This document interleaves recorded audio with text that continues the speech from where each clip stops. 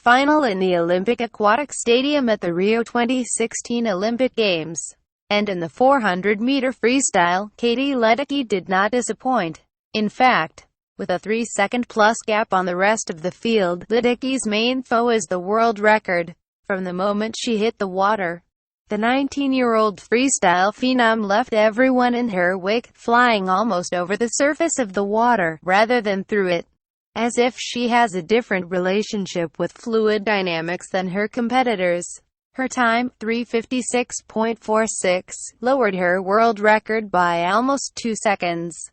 And she won her second Olympic gold medal, and third to date.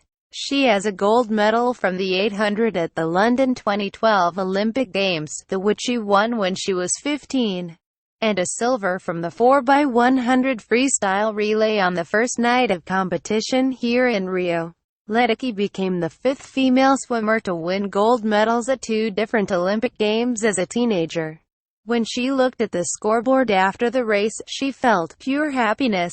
She had achieved a goal that she and her coach Bruce Gemmell had set 3 years ago after the 2013 World Championships, where she won her first world title in the 400. Just to see the 56 up there feels really good, Ledecky said in her usual succinct fashion.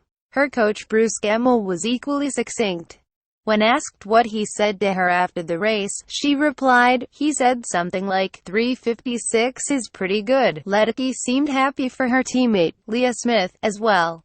Smith, who as a kid did not like to put her face in the water, swam the 400 in 4:01.92 and won a bronze medal, just behind the Jazz Carlin from Great Britain who claimed silver.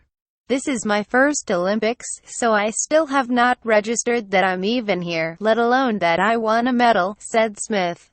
It was the first time in 16 years that an American has won an Olympic gold medal in the 400 free, and also the first time in 16 years that 2 American women have stood on the podium together in the event. Brooke Bennett and Diana Munns went 1-2 in the 400 free at the Sydney 2000 Olympic Games. The 400 freestyle world record was one record that Ledecky had not touched in 2 years, the women's 400 freestyle. She had lowered her other world records in the past year, in the 800 and 1500 freestyle, which is not an Olympic event for women, but not in the 400 free. She came close at the 2016 U.S. Olympic team trials, swimming 3:58.98, the fastest time in the world this year coming into the Rio Games. Ledecky's previous world record in the 400 was 3:58.37 set at the Pan Pacific Championships in August 2014. 3:56 but surprised no one who knows Ledecky. "I trained with her for the past month," said Smith. "The times that she put up in practice made me look like I was going to go 5 minutes. She is amazing. I knew she was going to go that time." Still, Smith was amazed when she saw 3:56 on the scoreboard and mouthed it in amazement as she hugged Ledecky in the pool. Smith's performance was almost as amazing as Ledecky's, considering it was swimming in her first final in an international meet. A 21-year-old senior at the University of Virginia, Smith had bad jitters in the afternoon prelims, which made her tense. She struggled to the finish and did not even know if she would make the final. Then Ledecky's coach talked to Smith before the final. He was like, "You are swimming next to Katie.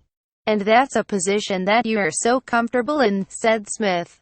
"Normally when I swim, I like to be out front. But when I'm next to Katie, I still have really good races.